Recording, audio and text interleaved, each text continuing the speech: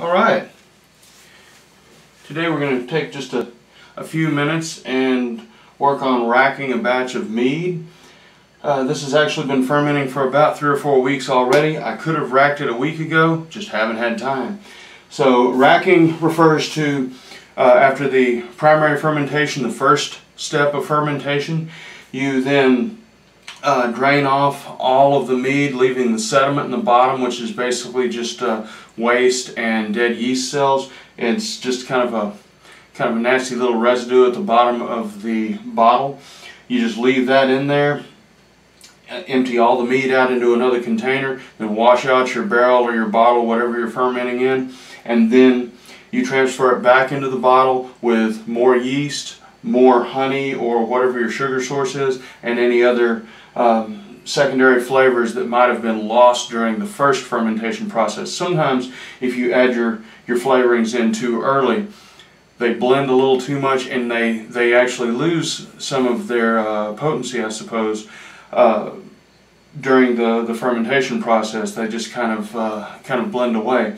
But if you add them during the second step, oftentimes you'll get a better flavor that way. It just depends. It really depends on the specific flavor you're looking for and what you're adding in there. It's quite often it's just trial and error. Anyway, without further ado, let's get this little party started. Now I emptied it into a fresh, brand new, clean 5-gallon bucket just because I didn't feel like fiddling with a bunch of bottles.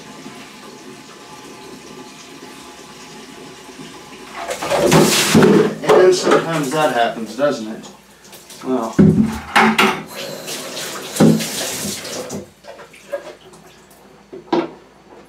unfortunately, this is the only funnel I had at the moment.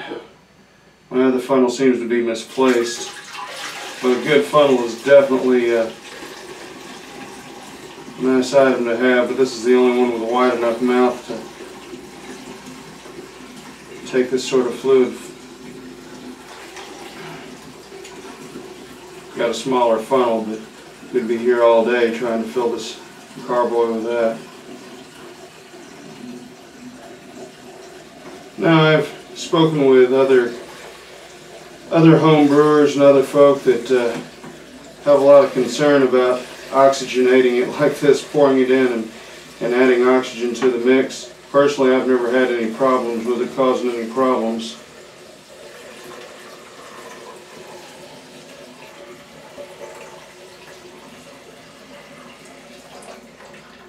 But I do know that some people try to avoid oxidation of the mix like that. Now we're doing this in the bathtub for good reason. The obvious point just a moment ago when I happened to spill some of it. Bathtubs are the greatest place to clean up all of this mess. Now the next thing we're going to add is the new secret ingredient. Now this specific type that I'm working with is a combination of honey and some maple syrup, pure maple syrup. But this is a new flavor. I've never mixed all of these. I've always mixed cinnamon and vanilla with the honey and the maple. Makes a really nice mead. And then I've also made my ginger pear mead.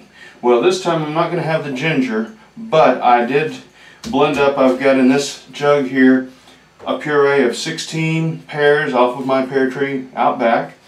And then I also have a pound of sparkling amber malt extract. So we're going to add all of those in here. I love some malted mead. It makes a really nice flavor. So we're going to add all of this in.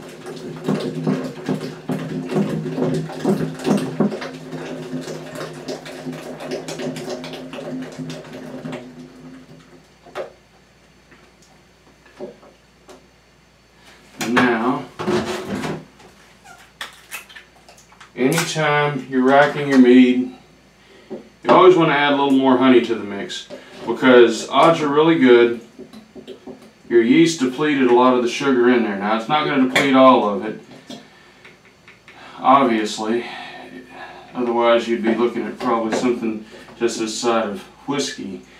But once they once they get to a certain alcohol content, then they cease fermentation and all of the unfermented sugar remains in, and that's what gives you your sweet flavor. The more alcohol, the drier it is. Now the specific yeast that I'm using in this batch that I always use, I really like it. It is a wine yeast, and it is EC, as in Echo Charlie, 1118. It tops out at up to 18% alcohol, but that's during probably your best conditions, your most optimum conditions. I've never had it top out that high, but it certainly has a good tolerance about it. Now some of them, they'll top out at like 10 or 12% alcohol. And basically what happens is that yeast is, I guess you could say, a cheap date. Has real low alcohol tolerance. So after a certain point, once it's fermented to a point, then once the alcohol reaches a specific level in the mixture, it stops fermenting. Basically the yeast just dies off.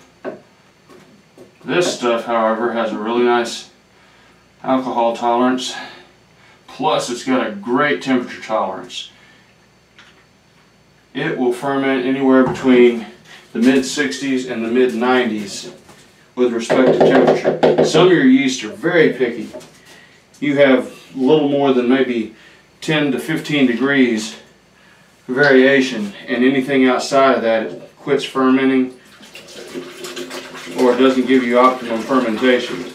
Now, without further ado, we're adding in the little workers that are going to make all of this happen. That's the yeast.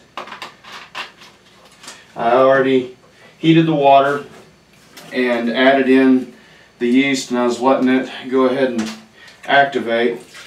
You want to do that ahead of time. I also added in a little bit of yeast nutrient. Simply helps the yeast to do its thing, to grow and to create alcohol, because basically what it's doing is breaking down all the carbohydrates, which are your sugars in here, which are your sugars are going to be everything from your honey, your maple, of course the pears that are in here, and to include the malt. All of those produce carbohydrates, and so those sugars the yeast then breaks down and then creates alcohol and carbon dioxide. Which brings us to the last point. You always need an airlock on here. Otherwise, if the carbon dioxide level builds up too much, if you were to seal this container, once you reached a certain point of carbon dioxide, the yeast would no longer be able to produce either. Plus, it would probably blow the top off the bottle. You'll find that out if anyone doing any amateur brewing, if this ever gets stopped up, which could happen with the puree in here. Anytime you do a mead or a wine with a puree, you're always running the risk that your airlock is going to get stopped up, and when that happens, it will blow this thing out of here. There's no question about it. It's just going to happen. I've come home from work a few times when I first started doing this to a mess all over the wall, the ceiling, pretty much anywhere. So anytime that I do these, especially the small batches, I like to use the little 1-gallon wine jugs. They work great for little experimental batches where you don't want to waste a lot of money and time and you just do one little batch. Those are great. You can take an 18-gallon Rubbermaid tote, put 2 or 3 bottles in there, and then just drape a towel over the top. When I put this baby in the corner of the living room, I will have a towel over for 2 reasons. It keeps the unnecessary sunlight away, keeps it dark, which it needs, and also, if by some terrible chance it were to blow the airlock off, it's going to contain all the mess right beneath the towel, and it'll keep it in the Rubbermaid tote, and that way you'll have less mess to have to clean up in the house or wherever you're doing your fermenting. So those are just a couple of real easy little tips, but anytime you're going to ferment, have some sort of a plastic tote and just get a bath towel. Have those 2 items there and you will be fine and you'll be set and ready to go. Any of these things you can find at a neighborhood homebrew supply. I know it's become a really popular thing lately. I started doing this nearly 10 years ago, maybe longer ago than that, and I will admit the first few batches were dicey. Flavor was not always on point. Tried a lot of things that didn't work. Most everything I do now works, but every so often you'll just try something. You'll say, hey, let's try these two flavors. They may not work well at all. You may think that it sounds like a great idea. The first few times I tried to do strawberry mead, I thought, wow, that'll be amazing. No, it wasn't. Several times it turned out almost sour, and I was mixing strawberry and chocolate, for example. You do not need a lot of chocolate to get a chocolate flavor in one of these. Just a little bit of powdered cocoa or some cocoa nibs will work great. But if you put too much, it will be very bitter. So there's a lot of things to experiment with there. I know I have a few pirate meads I like to make where I'll use molasses and honey. I do a lot more than just plain honey.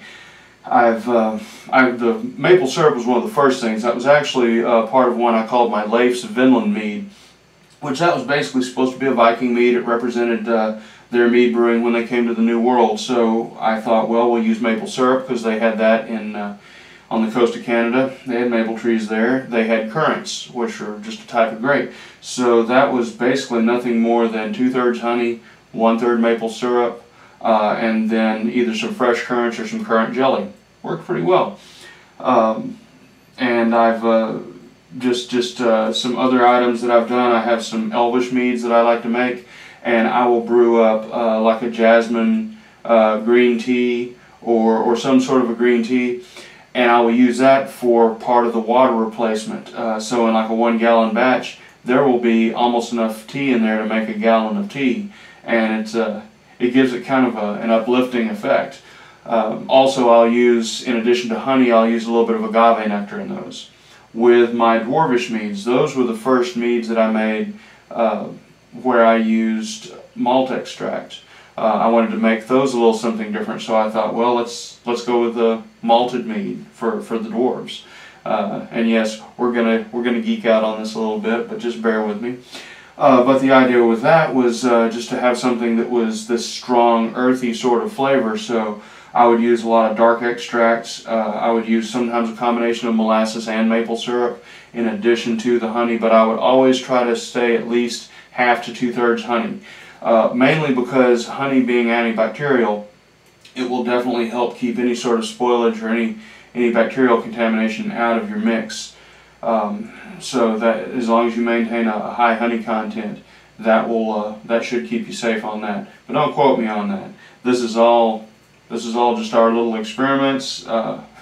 So I am not legally liable if anyone decides to go out and brew them some mead and seriously screw it up and make themselves a little sick to their tummy. That's just life. That's part of the experiment of life. But anyway, moving back to the dwarvish meads. And I experimented with different flavors with those. I would use, with some of them, citrus rinds, a combination of citrus rinds and cocoa. Sometimes to evoke kind of a dark forest in the mountains, I would use a little bit of rosemary with them. Same thing with the elvish meads. To kind of get that foresty sort of note, I would put just a small amount of rosemary, and then I would also mix vanilla and sometimes a little bit of lavender extract. So there's a lot of different things. You can really play with this, but that's when I found out really that if you want to add your special flavors, put them in the second fermentation. Because when I would do them in the first batch each time, I would really lose a lot. They would either all blend together so much that you really couldn't pull out the individual notes, or they would just fade into obscurity. So especially if you're dealing with any kind of a flavor that's just a light, faint flavor to begin with, definitely put that in second go around. That's really all I've got for now. About to go stage this baby in the corner of the living room and let it do its job. And that's all I have for now. Y'all have a great day.